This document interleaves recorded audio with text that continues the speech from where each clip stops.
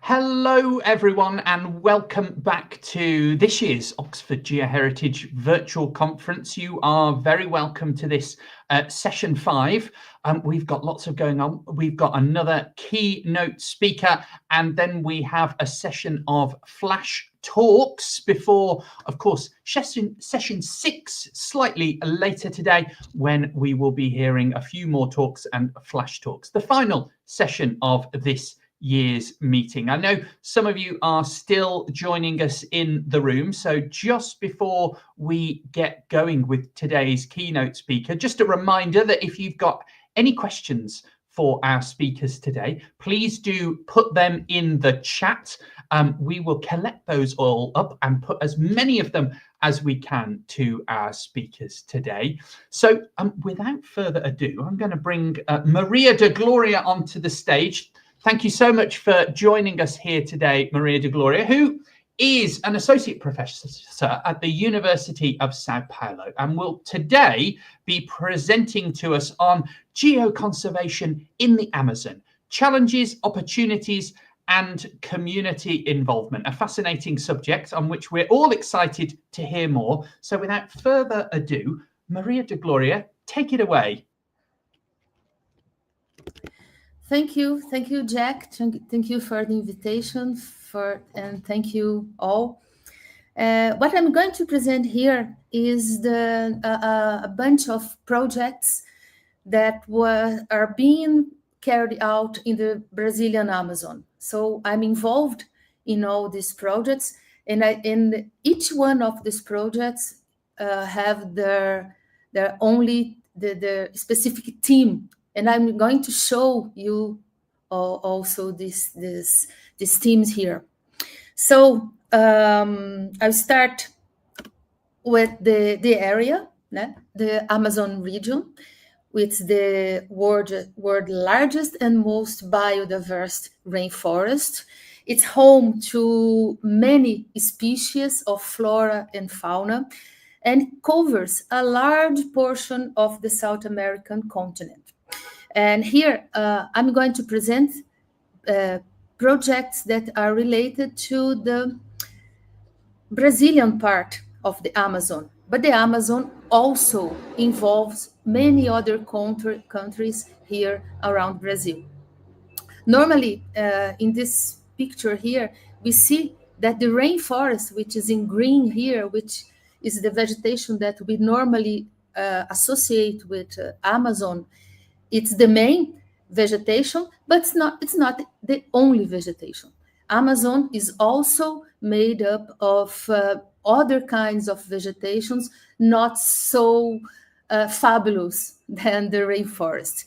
Of course, the Amazon, everybody knows, it has a very crucial role in this global climate system. So it's very important, not only for people who are here in the South America, but also in other places. It's a huge carbon reservoir and also influence climate patterns. So it's a very important region to study. The motivation for this work, well, geodiversity and all these Amazonian landscapes supports biodiversity in the region. So all these processes influences these ecological systems and also provide this habitat diversity that we have.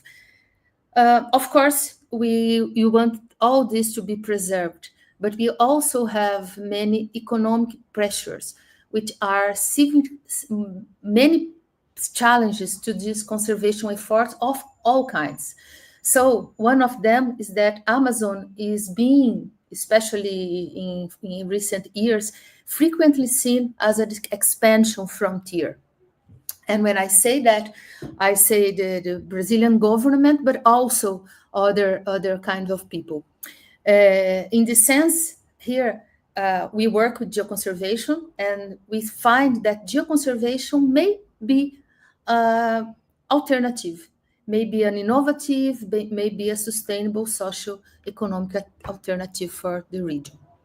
Well, the projects. Let's go to the projects. I will explore in this presentation 5 projects which are being carried out in 4 Brazilian states. These projects contain actions which are related to geoconservation in different domains. Some are more related to the phase of diagnosis in geoconservation, others in promotion, others in conservation itself. And these projects also are being carried out in different contexts, geological context, social environment context, and so on. Well, the first one is a project. It's a quite small project that is being carried out in the Tacutu Basin. Tacutu Basin, it's here in Roraima. Roraima is the northernmost Brazilian territory, is a state of Brazil. And this project is related to the master dissertation of Tiago Evangelista, and it has also the participation of Pamela, of the Moura, of State University of Ceará, Elisete Holanda, of the Federal University of Roraima.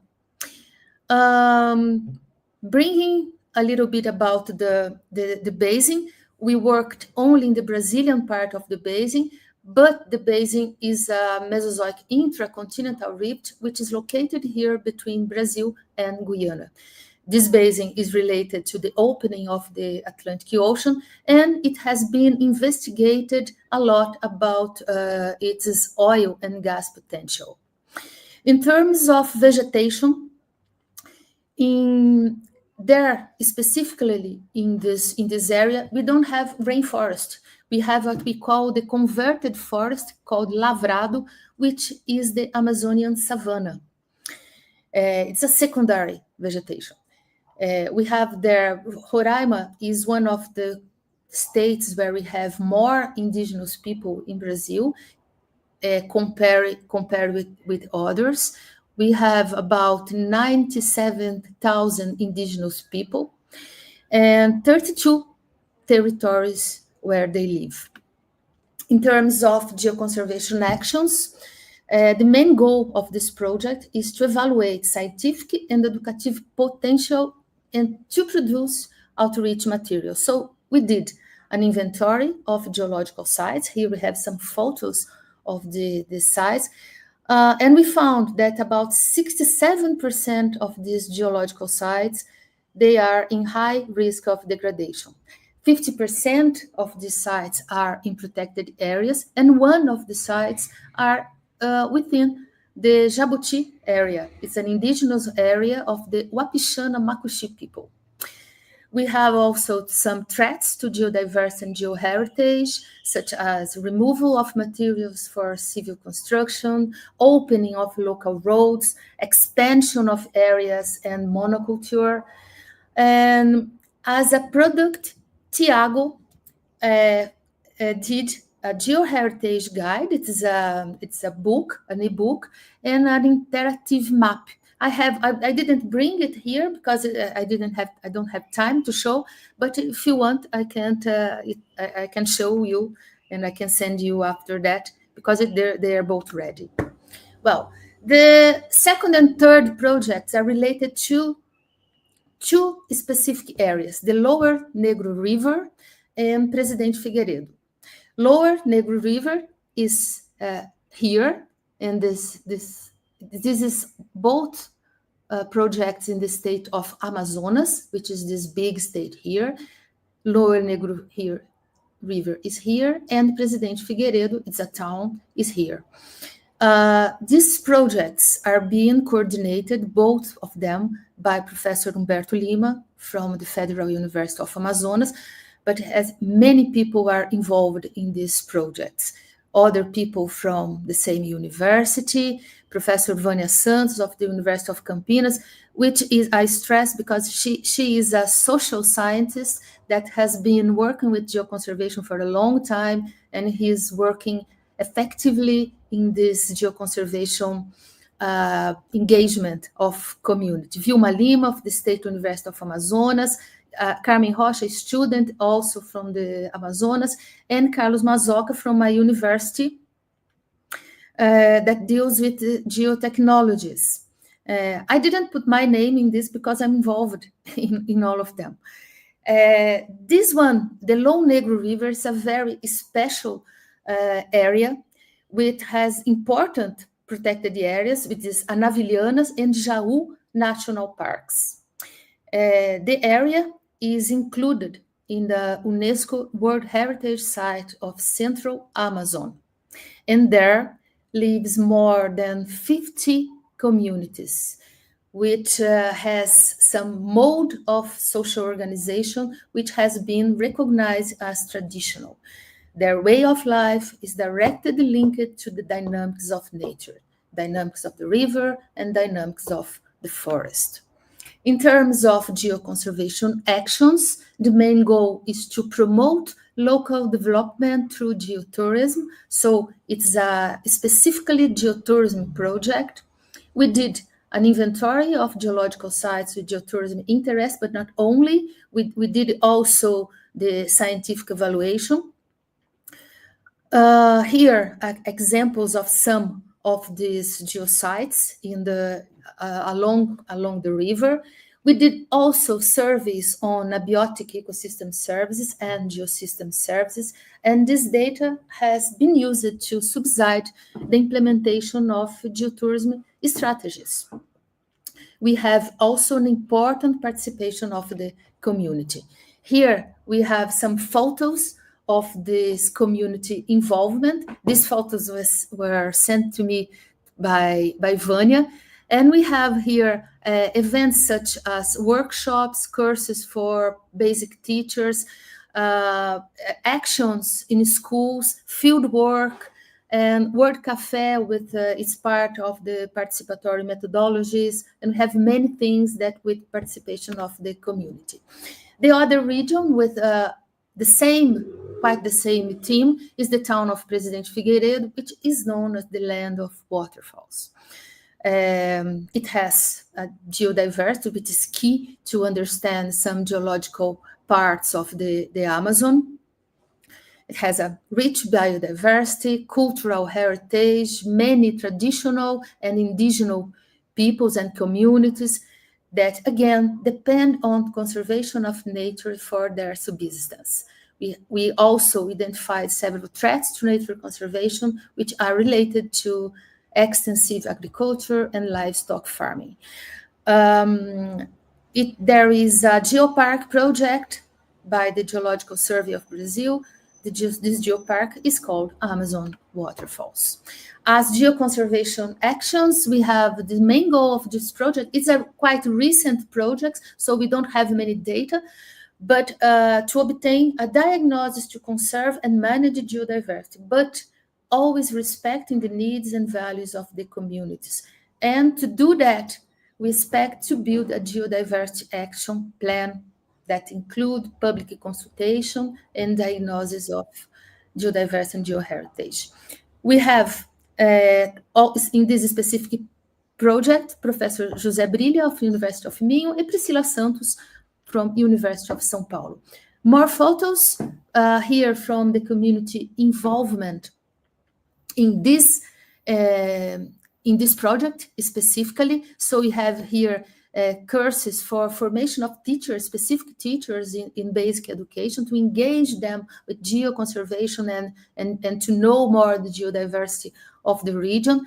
We have here photos of the Word Cafe, which is a method very used in participatory processes. And we have field work, all with these people. In this Word Cafe, normally people try to find common solutions and participatory solutions for their common problems, their socio-environmental problems. TADP, this is a big project.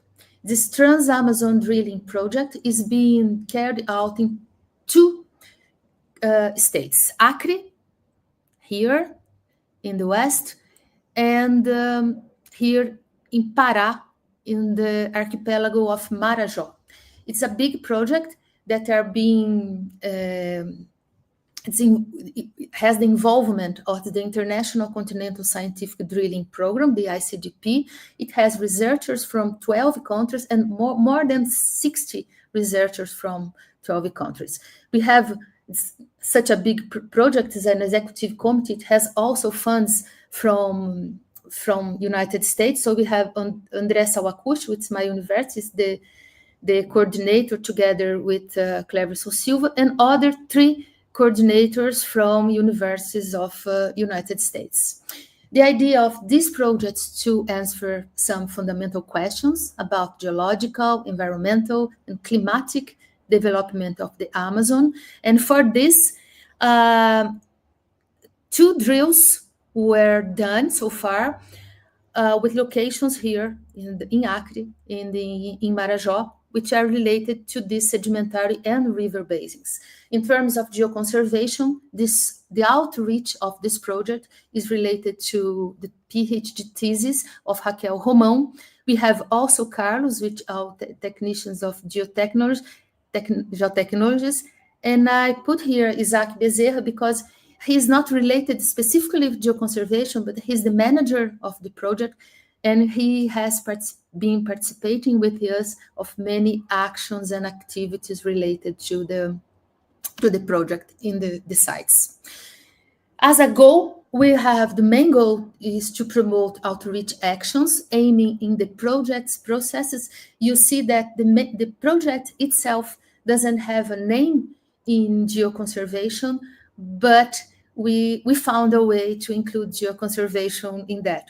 We are doing the inventory and assessment of geological sites, workshops with stakeholders, actions with school teachers and students, and all these are compounding the basis to produce these educational and dissemination materials, which Raquel is using by the design thinking approach. So we also had in this project some good results in combating some political fake news about the project's objectives. We had some people disseminating this fake news, and after the workshop, they found out that our aim was specifically scientific. Some products and community involvement in these projects. These products are being produced by Raquel, a folder to explain in simple words what the project is, a virtual tour that are being done in collaborative way with both researchers and the community. So researchers, not only the geoconservation team are doing this, only the researchers and the community are also participating with the contents. Postcards here, and a coloring book for children dealing with the processes and the environmental actions in the program. Here we have some photos of our interaction with the community in workshops. And the last project is in Volta Grande do Xingu, which also in the state of Pará, which is here. André Sawakushi is the coordinator, and geoconservation team is with Daniel Santos, Emily, and Priscila, all of the University of São Paulo. This region, this project is done by a special call, which is specifically related to Amazon. And this region was highly impacted by some water deviation, which occurred when the Belo Monte plant dam was built. The region also has high and rare geodiversity and some geological heritage morphology very important, such as these 90-degree bands. Also, there occur ironstones, which is called by local people by mokororo, and rapids, which are not common in Amazon rivers. They have ecological and cultural valleys, and they have also 2 indigenous territories, including what we call the ancestor territory of the Yujá people, along with several riverine communities. So it's a very important place. As geoconservation actions, the main goal is to find resilient and sustainable alternatives to maintain the socio-economic system, which was disrupted by the construction of the dam. Inventory of sites of geological interest is being carried out. The social environmental mapping also to represent how the community perceives the territory. Description of geodiversity components, their ecological and cultural relevance. And here I put some photos with some petroglyphs, some the waterfall, and activities that were done with the children to show how they represent their own territory. Well, now in terms of challenges and opportunities of all this, I'm going to give some facts of climate change in Amazon. Of course, climate change is an important subject in Amazon, and it affects all the way of life of people and ecosystems. So we say that over 30 years, the region lost 19% of its forest, warmed about 2 degrees if compared with the start of the last century. In some places, some points of the Amazon River, the water discharge has grown about 30%. There is no data in some other rivers, but probably if it is done, we will find quite similar results. And we have now some droughts and floods that are much more frequent. And investigation says that the dry season is now 18 days longer than it used to be over 30 years ago. All of this promotes weakness of the resilience of ecosystems and also of the social environmental stability. So, of course, it has many effects in our projects in geoconservation. I brought here, there are many papers dealing with this subject in Amazon. I brought 2 of them. This one, the Amazon Basin in Transition, shows here in red some forcing factors that force this transition in Amazon Basin: agricultural expansion, logging, and global climate change. And also in green here, the processes that were investigated in this paper, and in blue, the consequences for human society. You can see here that both expansion of agriculture and logging locally increase economic activity, but the other consequences are all negative. Flooding, decrease in productivity, increased respiratory disease, reduced water availability. So we have many facts and many processes ongoing that affect people who live there, that affect all the ecosystems. And here, another paper that was published last year about these critical transitions in the Amazon forest. In these 5 first pictures, we have some data about some key factors that influence this Amazonian ecosystem stability. So we have projections of warming during the dry season, ecosystems stability based on rainfall, data about extreme droughts, roads which facilitate illegal deforestation, and protection by indigenous territories. So you can see here that is very effective. In this last one, they make a combination of all these to show here that apart from these blue areas, all the other areas are potentially having transitions by 2050 due to these disturbances that are showing in these ones. So it's a very critical scenario. Another point that is important in the Amazon, it is that hydroelectricity projects are advancing. So it causes several impacts on geodiversity, biodiversity, and also, of course, in traditional communities and indigenous people.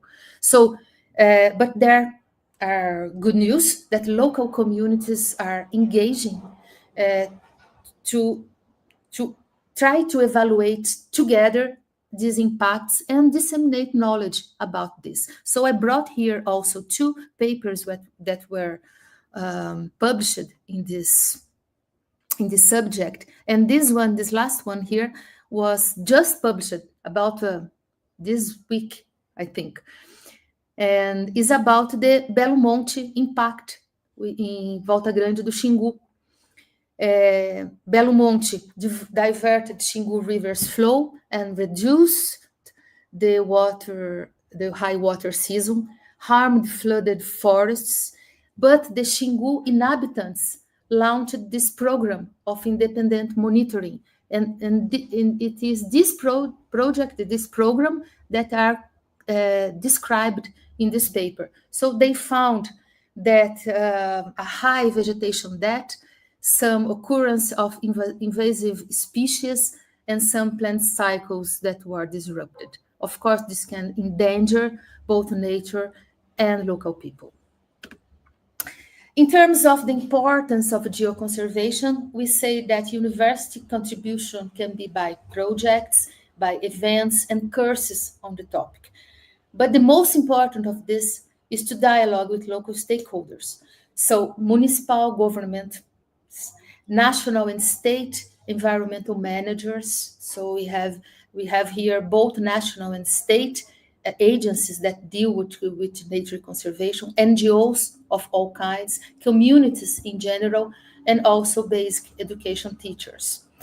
I also stress here the importance of scientific knowledge about this. I brought 2 papers that were in terms of in the big area of geoconservation, which is the geodiversity Amazon River Basin. Here we found that geology and hydrology are the main determinants of geodiversity.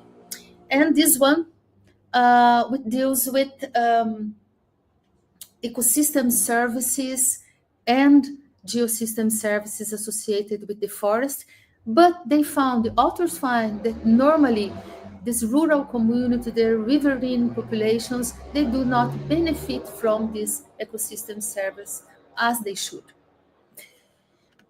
In terms of climate crisis and socioeconomic challenges, we say that climate crisis normally is intensifying these environmental and economic challenges and conflicts, but we have that this community-based tourism and ethnotourism can be some alternatives for this income generation. And it's important that local people can recognize and appreciate that geoenvironmental and socio-cultural heritage, because these features are essential for this kind of sustainable tourism. It's important also to involve not only established sectors, but also small artisans, food vendors, and other kinds of marginalized groups that can then participate in the socioeconomic growth. It's important also that community rediscover their natural heritage, so they can appreciate it, they can protect it, and of course they can engage with it.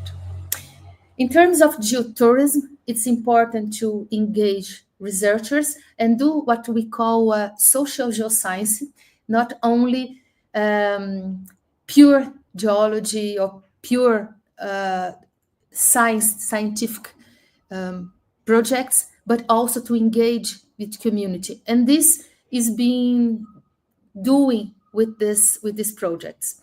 but also with communities, some other institutional partners, which can enhance geoconservation and also to promote this shared responsibility for all these geotourism actions that are being carried out. To increase geodiversity knowledge, also it's important for geotourism because it makes natural heritage more known and more visitors can go to the place.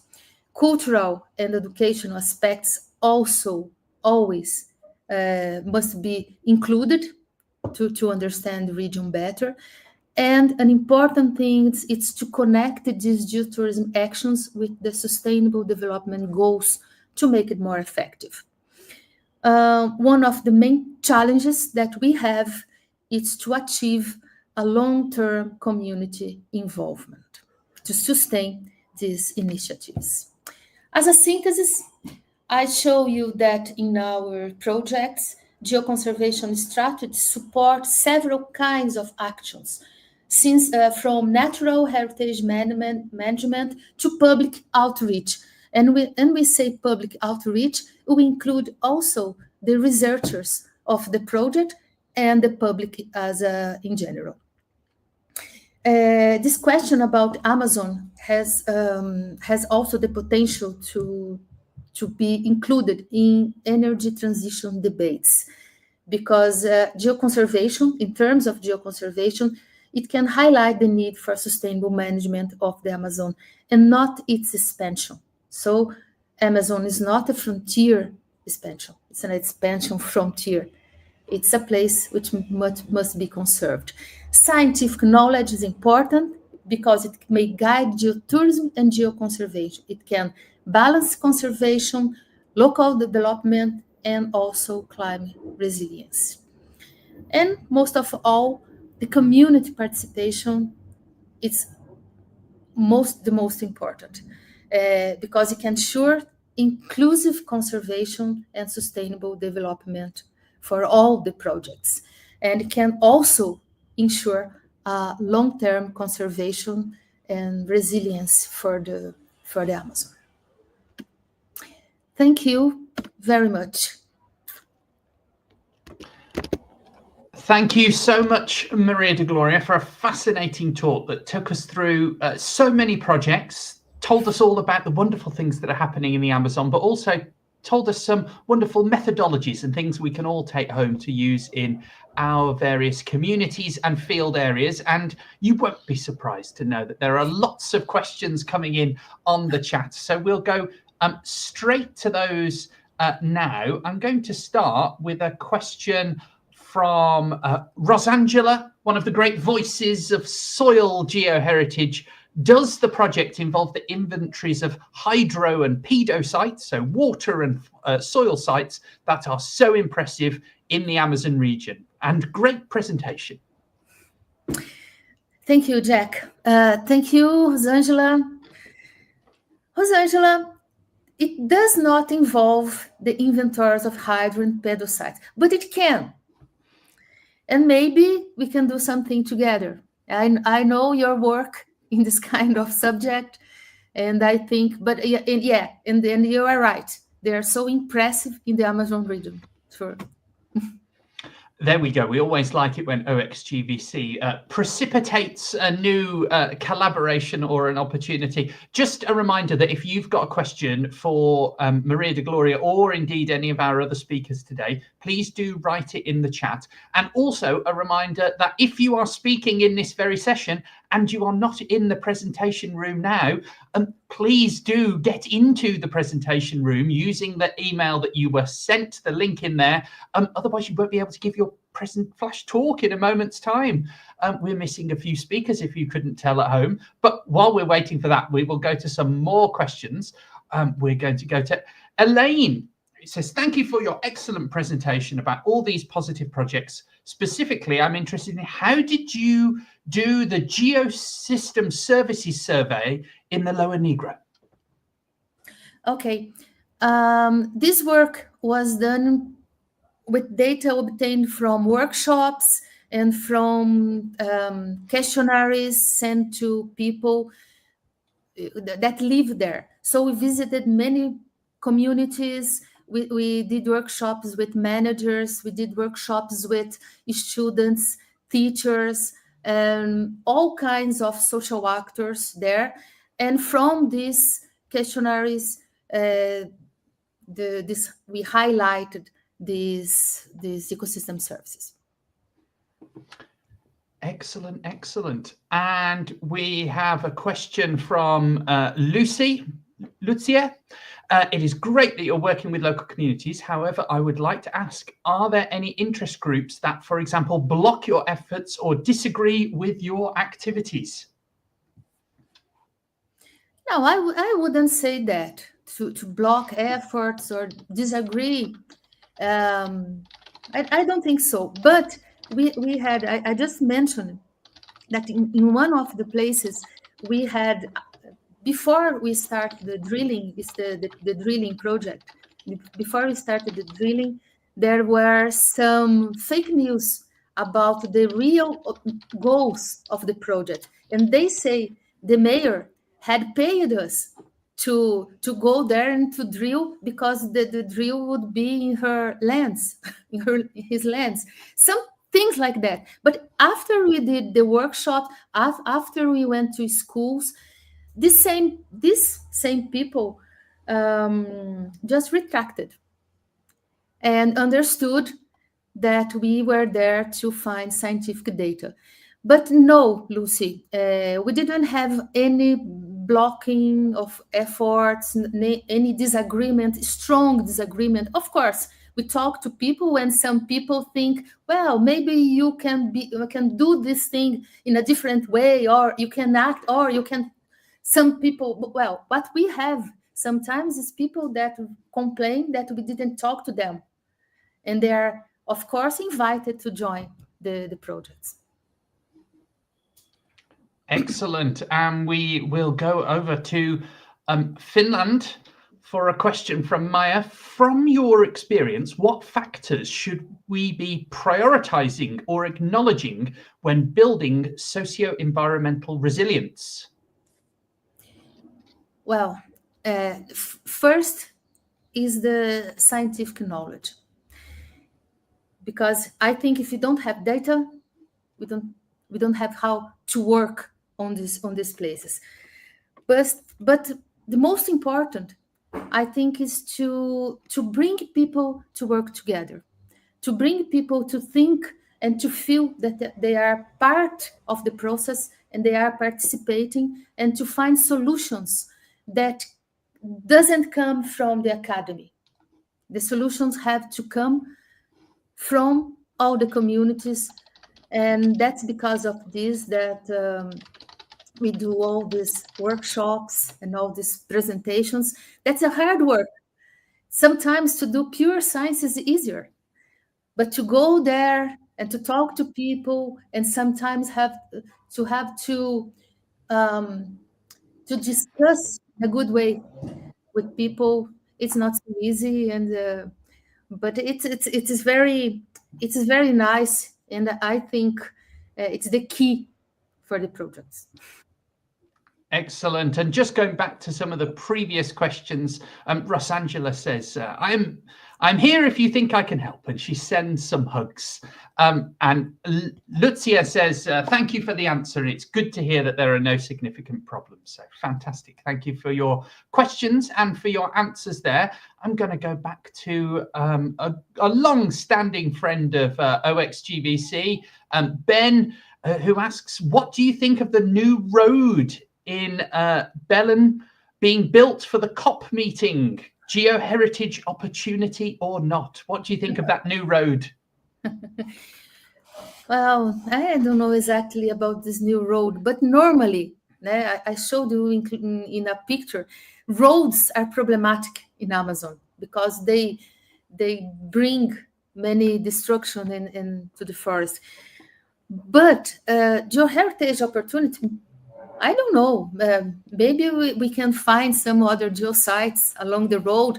This is a nice thing, but it is important that these findings just don't are not in conflict with the community's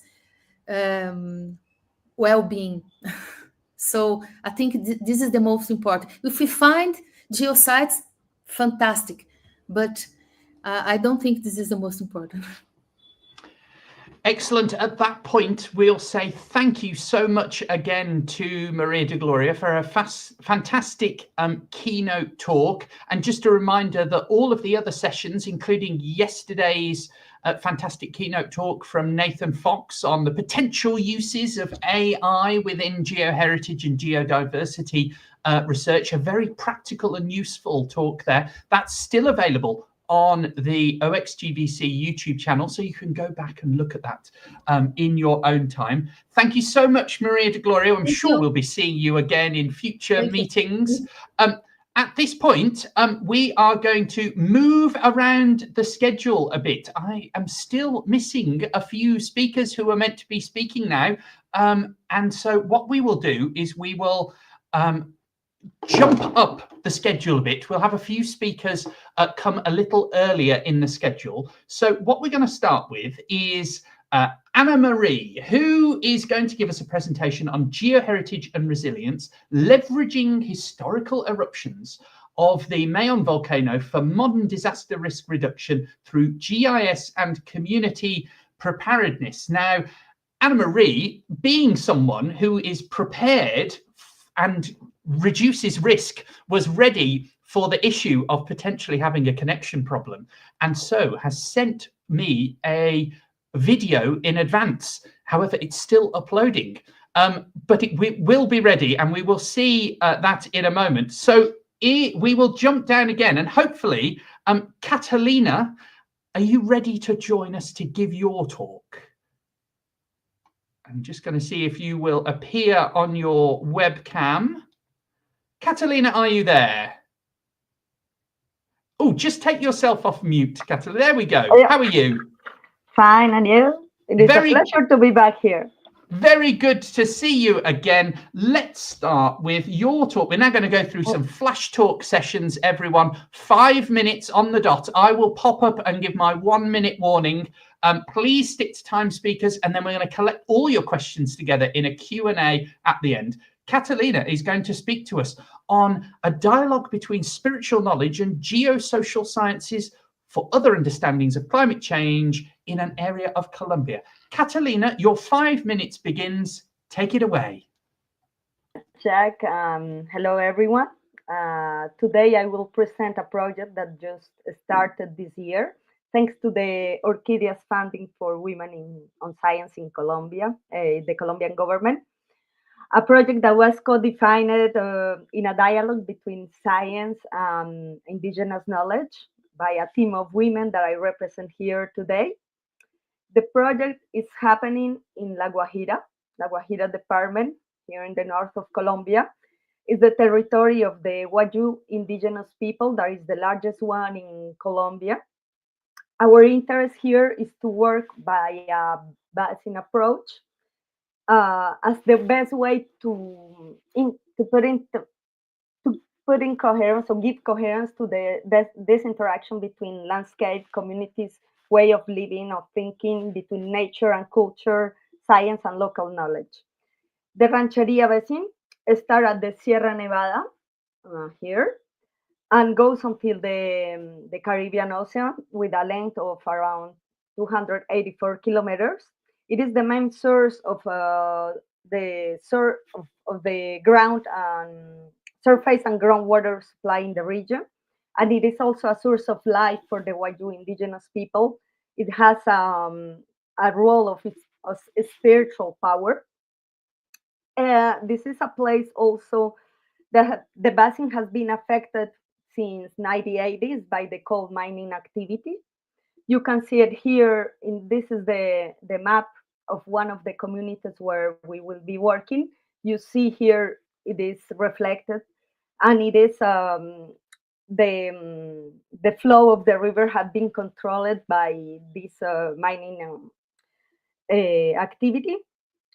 Also, this is a place where the climate change impacts seem to be harder every time with the years. So this the approach of value the river basin approach, it is important because it's in the formulation of the strategies in the territory. It has been not considered, and for us it was important to include it. So for the methodology, it started from a multidisciplinary approach, integrating geoscience and social science through a communication and co-construction system for local development. It proposed 5 stages, and we go through them with 4 workshops. So we start with the identification of the actors here. We collaborate with the WAYU leader that is part of the project and with the association she is leading.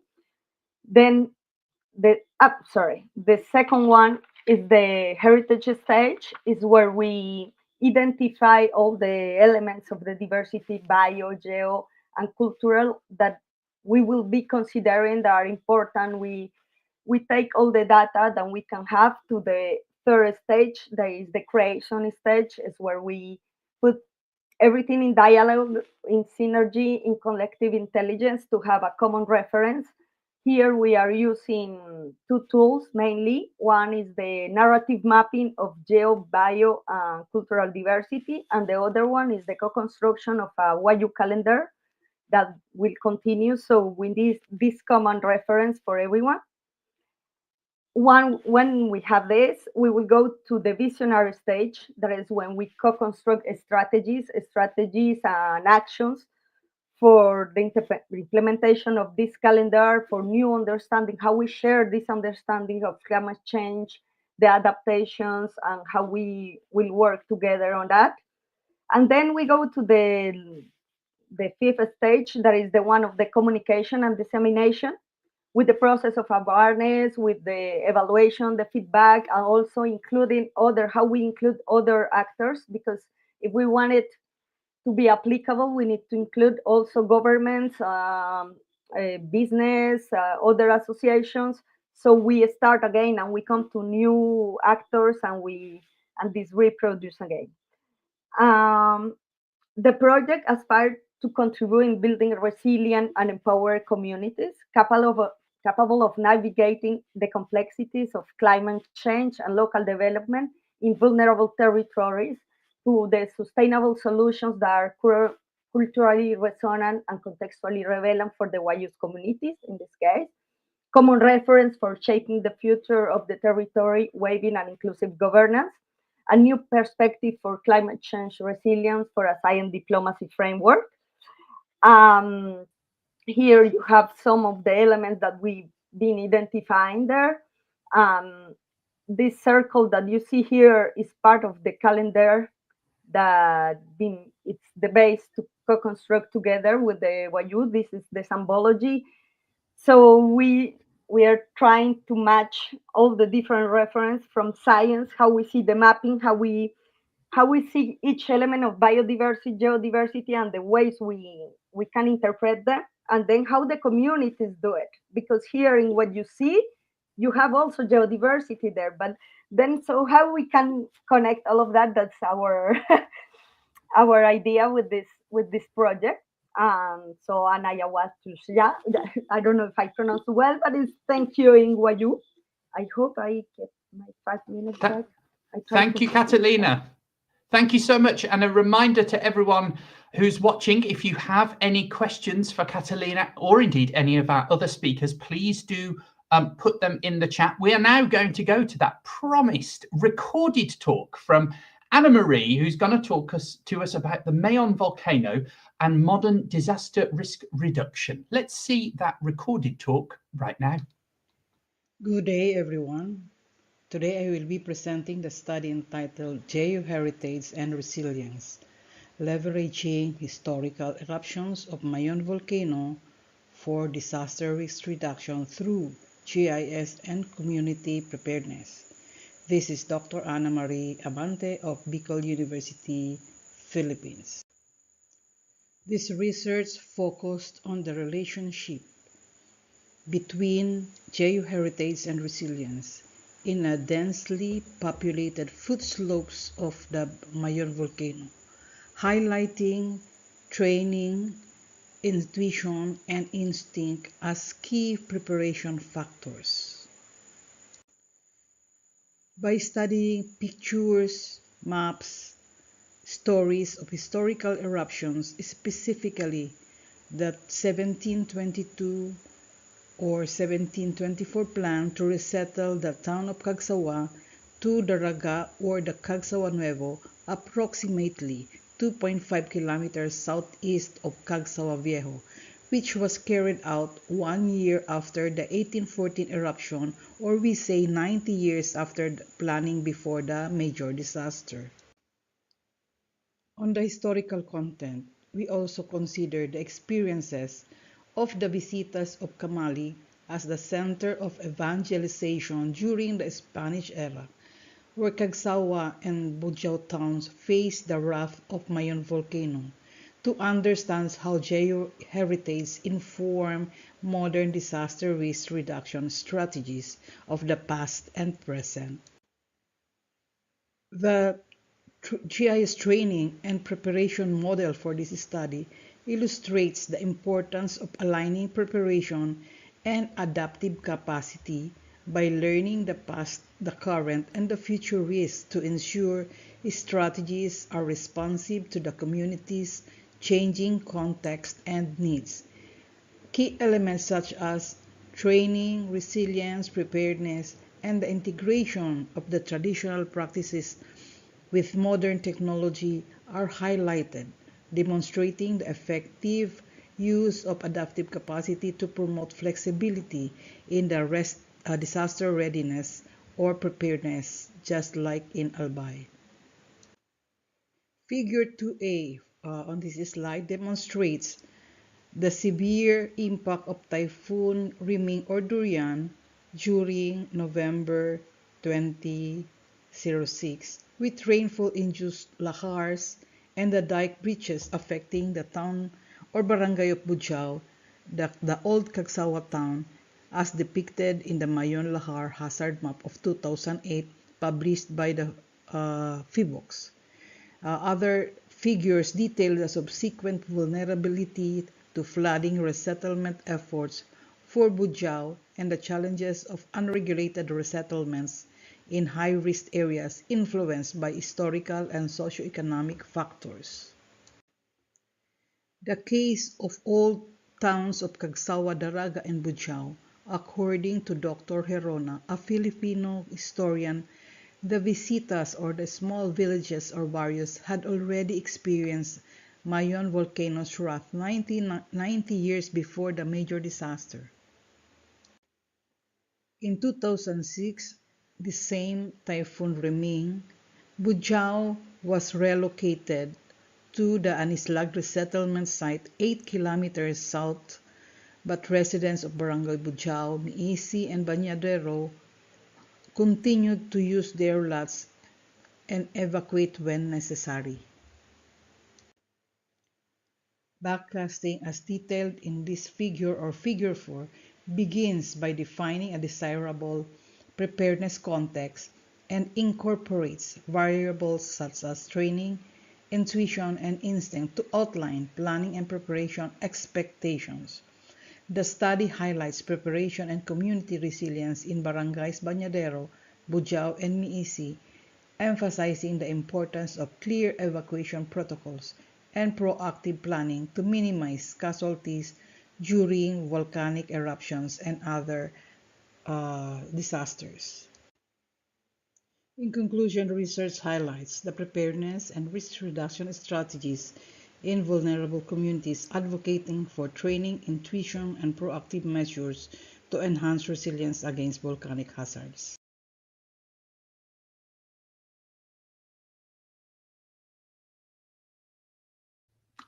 There we go. What a lot of very interesting and useful information in just 5 minutes. I'm glad to say that Anna Marie is here with us in the presenter room. So she is available to answer your questions. And if you have any, do put them in the chat. You may have noticed in a change to our previously advertised schedule in session 5, we've skipped over 2 talks that we were very much looking forward to, both talking about gamified learning, one in geoconservation and one in disaster mitigation training. But the speakers for both of those have not arrived today. That is the only reason why we have not been able to include them. So with that, I am going to proceed down the list, and we will now go to Nuno and journey back to Brazil, where hopefully we are going to hear about some work on geodiversity conservation. Nuno, how are you? You're on mute, and you're not. I'm fine, thanks. Can you hear me? Excellent. We can hear you loud and clear. Good, good. Is your screen share ready? Your slides? Are your slides ready to go? There we go. Can you see my slides right now? Yeah. Can you put those into presenter view or presentation view? Yes, I will do it. I will do it. Just while those load, I think we've got a little bit of lag. Yes.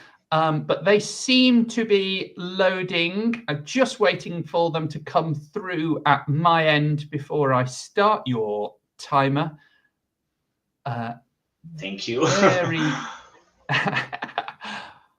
While we're waiting for those to load and appear, just a reminder to people, there we go. We're going to be integrating science and local knowledge for geodiversity conservation, a case study from the Pati Valley.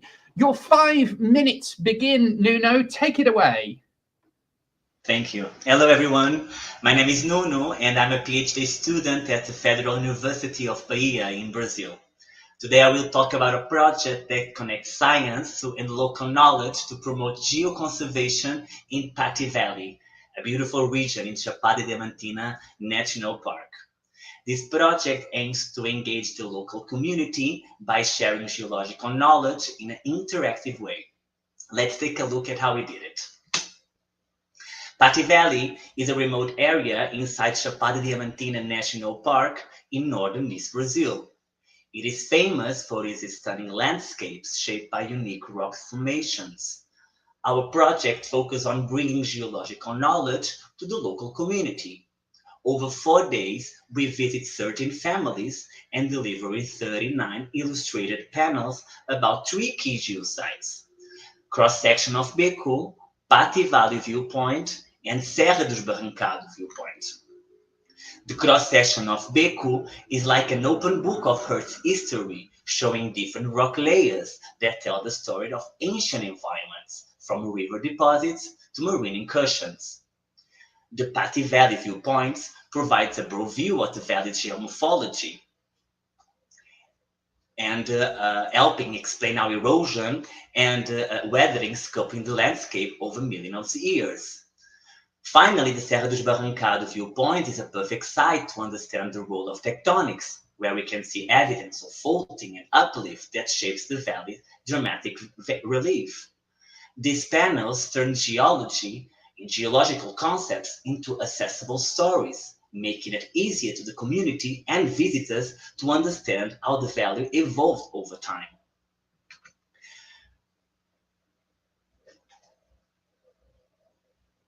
But we didn't just talk about geology, we exchanged knowledge. One great example is how locals use clay from the Guinea Formation to build adobe houses.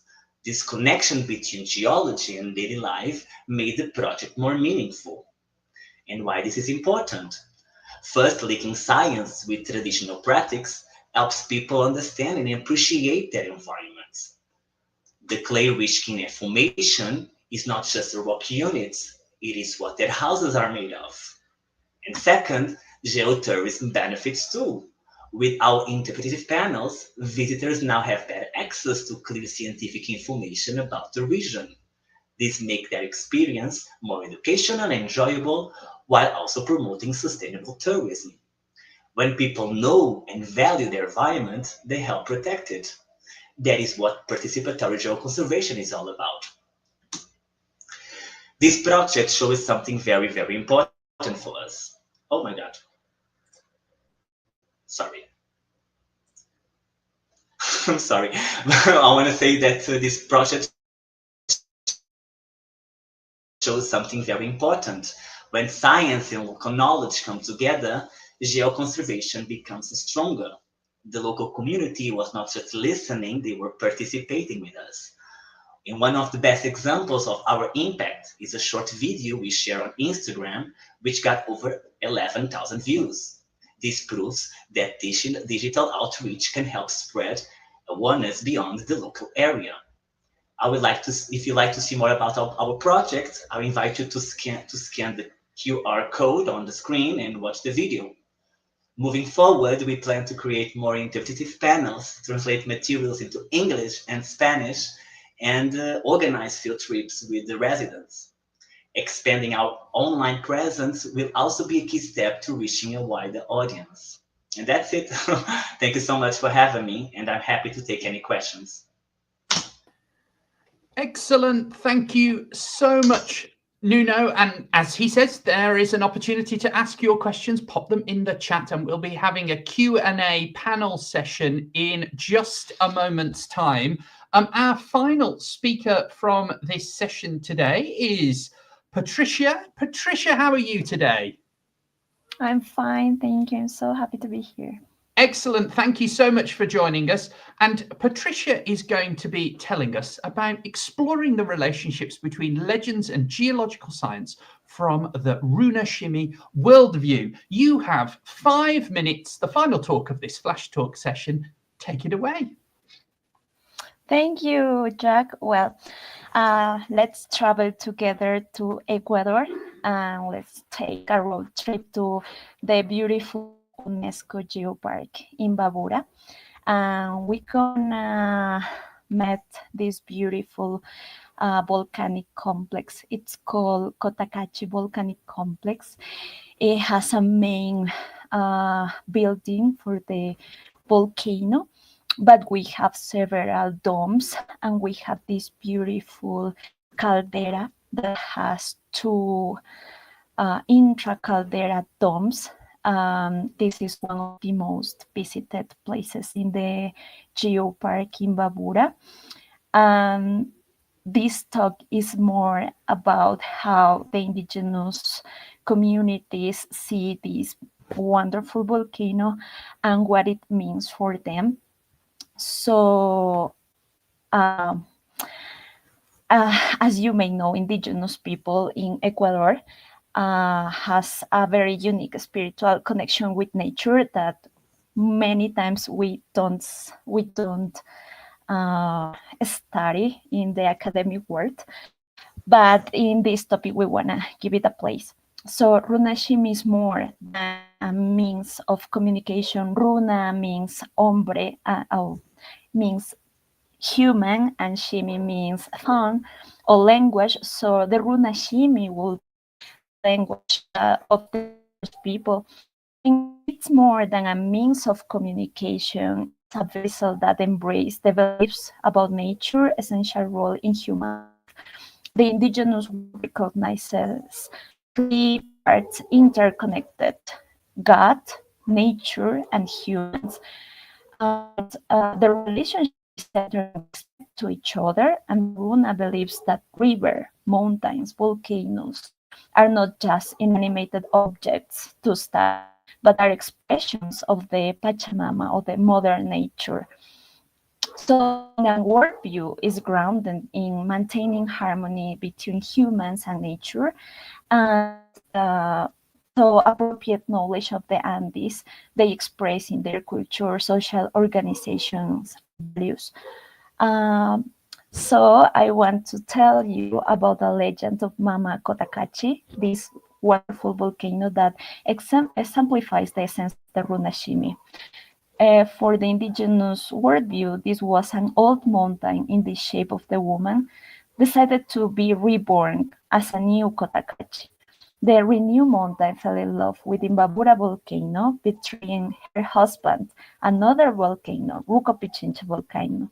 And her son, a new mountain, Yanaurco, was born from an illegitimate romance, and they were eventually separated. Mama Cotacachi continued to weep for days because of the loss of the sun, and the tears flow, forming a lagoon that is now under the volcano. So you can see here how the indigenous world explain their own view of how this volcanic complex was formed. They speak about an old mountain that was renewed. We have like a new Cotacachi volcano in the summit, like we have 2 buildings. They explain how the caldera they were seeing was formed as a consequence of the tears of the mama volcano that lost a son. 1 minute left. Thank you, Jack. Yeah, well, usually there's just few places to talk about the indigenous worldview, and I thank you so much for this opportunity.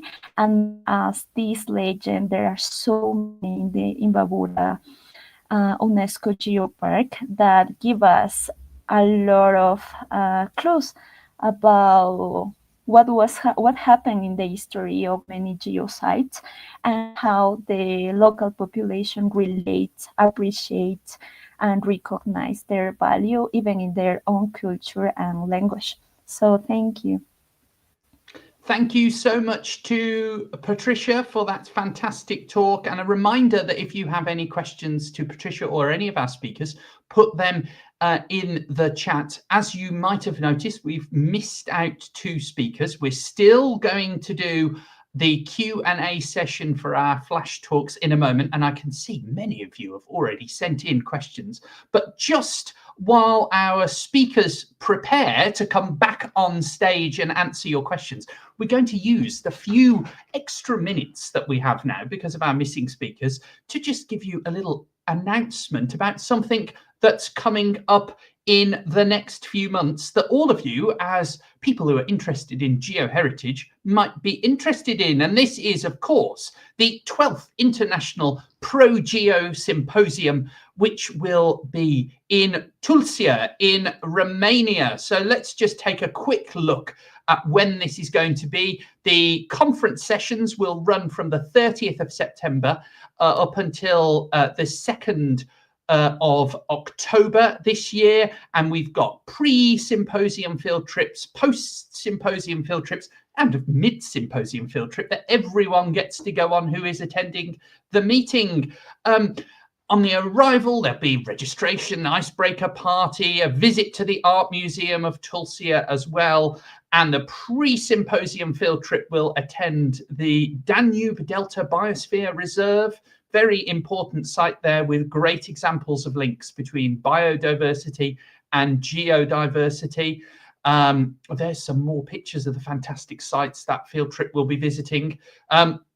Then we have the conference itself being hosted in one of the hotels in the center of Tulcea. You can find out more information about this on the ProGeo 2025 website, where you can register and find more about the meeting. We also have the mid-symposium field trip. ProGeo always has a little taster field trip for a few hours for everyone who attends, and that will be going to some of these fantastic paleontological sites and other geosites that are nearby. Always got to have a nice dinner with your geoheritage conference, unless it's virtual like this one, and then you just have to have the dinner you can find at home. And there's a post-conference field trip for 3 days, which will be going around a local geopark, looking at all the fantastic geoheritage there, which from my point of view will be very interesting because it involves pre-Cambrian fossils. As I say, if you'd like to find out more about that meeting, if you've enjoyed this conference on geoheritage and fancy doing one in person, then the ProGeo meeting at the end of September and the start of October is the place to be. I already know many people who are attending this conference will be attending that one as well. And you can find out more by going on the ProGeo 2025 website. I will put a comment into the chat, so you've all got a link to that. But we thought that in particular that might be a meeting that everyone here might be interested in, and I don't think I am breaking any confidences by saying that there will be a travel support fund supporting early career researchers and those from low and middle income countries all around the world. You'll be required to submit your abstract a little bit sooner than everyone else, but as I say, more information will be on the website and also in the second circular. So at that point, we're going to get rid of that, and I'm going to invite all of our speakers who have just presented back on to the stage. And I am going to have a look at some of the questions, because it looks like everyone's got a question being asked. I'm going to start with Catalina. We've got a question from Elaine. Could you tell us a little more about narrative mapping? Thank you very much for the question. Yeah, for the narrative mapping, we are using different methods. One that are more used in the scientific research, that is the participatory cartography. So we have a 3D map, and then we will have some, I understand how we call them, transparencies that they will mark the cultural diversity, the geodiversity, the biodiversity, so we can put all them together to see how they. And then we have also our inventory of geodiversity. We have a biologist that is in the team. So we will cross all the information and overpost them to see how they connect. And then we have also the other methodologies that are more from the indigenous communities that have been developed for them. That is the mapas parlantes, that they actually they write, they draw, they do all the mapping, but with their own perception. So we use different methodologies to put a narrative that we will link.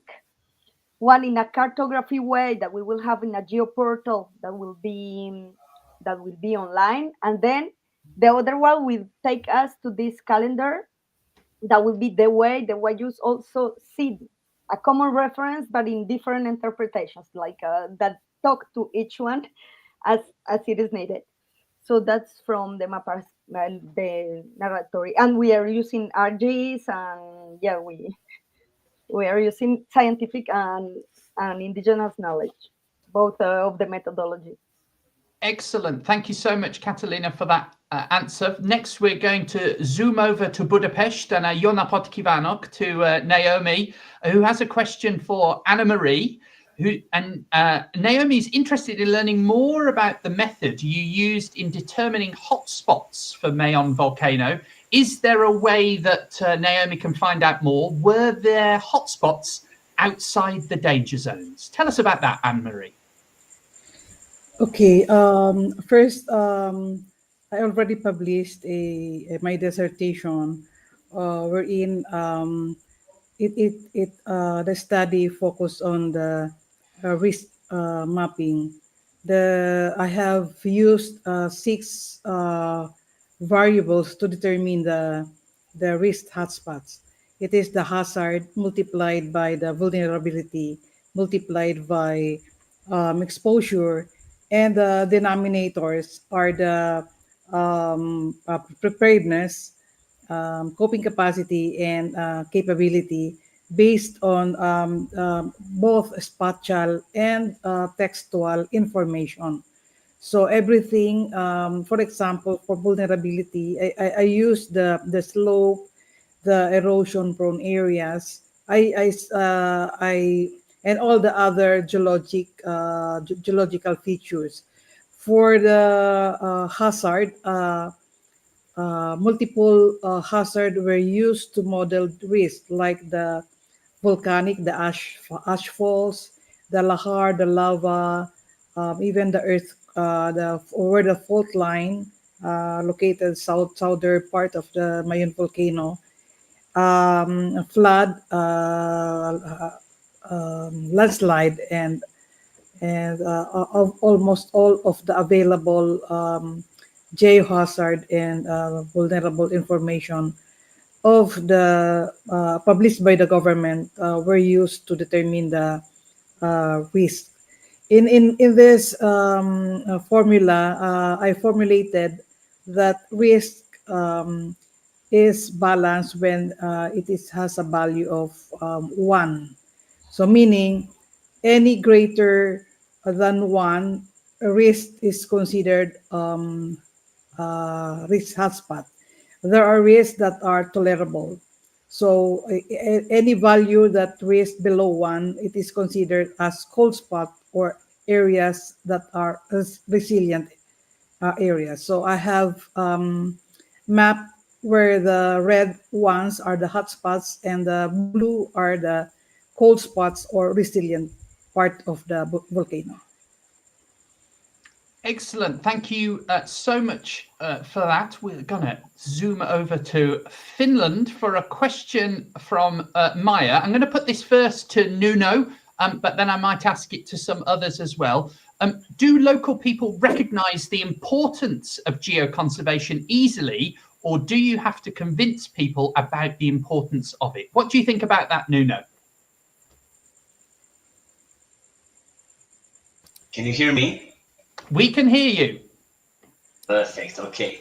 No, it's not difficult to engage the people, because we are so young, and we came a lot of live, and we came with local guides too. That was a key in translating scientific knowledge to the visitors and to the locals, And because of that, we are including them in our project. Because they don't have better resources to share accurate geological information in an ancient geotourism. But at the same time, we simplify the technical terms, use illustrations, and related geological concepts to everyday activities. Like I told you, the adobe brick making, and the house-to-house visits allowed direct engagement, making learning interactive and meaningful. And because of that, it was easy to us to engage the community. And a similar question to Patricia. Do you have do the communities you work with recognize the importance of geoconservation? And do you think with that connection you talked about between the people and the natural landscape, are there things we can learn from what you experience in the Ecuadorian Andes and apply it elsewhere? What are your thoughts? Well, I think that the indigenous people and local communities recognize the value even before the scientific community. They have been living there forever, and it's part of their cosmovision. That is wonderful to be recognized. Have been taking care, protecting, sometimes limiting the dangerous activities in those places. So for me, it was harder to understand their cosmovision and how important it was for them, rather than them recognizing the importance that was already there. And what was useful for me in order to work with communities was to give a little bit of something. For example, we bring local guides to a lab in the university, and we show them some rock samples that they bring with them under the stereoscope. For sure, it was an exercise that I made in my first year of university, and it was amazing for them to see what was that stone, that little rock that they bring with them. And after that, they were super open and super happy to learn more scientific information. We have an open room to speak about dates, to speak about minerals, to speak about processes. That is and we show them, and we show them how they can incorporate those learnings in what they were already doing, on how that new knowledge could enrich their local guides. And it was fantastic. Everyone was happy to do multiple these learning experiences, and we were also happy to know more and try to understand better their worldview. Excellent. And I'm going to put a similar question to Catalina, who is asked this question by Ben. How have you been received by the locals? And is there traditional appreciation of their geological and biological environment compatible with your approach? Thank you, Benjamin. For us, we are just starting. So we already had one first visit, but it was just to talk with the people. From the beginning, the project was co-constructed with an indigenous leader. So it helped us to have something that is very important to get to these communities is that they feel safe with us. So they are ready to receive us. They accept it. So the first visit was for us, for that. So they accept us. They want us to be there. So that's okay. we will have our first real workshop. We will have it beginning of April. So I will have more information after that. Hopefully in ProGeo's conference. We never know. But for the perception, the appreciation of the GeoBio, I think our expectations, it goes close to what Raquel just explained to us. We are doing similar activities. We will bring also the stethoscope. We have the rock and we cut it. So we will bring similar. We will have sensors for the sound of the biodiversity. We will have different scientific methodologies that we would like them to learn how to take information that we will use after in the GeoPortal that will be interactive. So we want them to become also scientists, and we want to learn from them. So I guess we will find this appreciation of both, because as Raquel said, they already have it. It's just that they call it differently. So it's just a comprehension, a common reference that we need to find. Excellent. Well, thank you to all those who've asked questions. Thank you to our speakers. Just a reminder that session 6 is coming up. We have, firstly, a number of flash talks. In the middle of there, it should say that there's a question period for those flash talks before we get on to our 3 final talks from Jose, from Elaine, and from Heidi. And if that wasn't enough, if that spectacular list of speakers in session 6 was not enough to tease you to carry on with OxGVC to the final session, well, if you tune in, you will get an exclusive reveal of the theme for this year's International Geodiversity Day. So if that's not enough, do tune in for that to find out more. Thank you once more to all of our speakers. Thank you to our keynote speaker as well. And we will see you again shortly in session 6, which begins in just over 10 minutes time. Thank you very much, everyone, and see you shortly. Bye.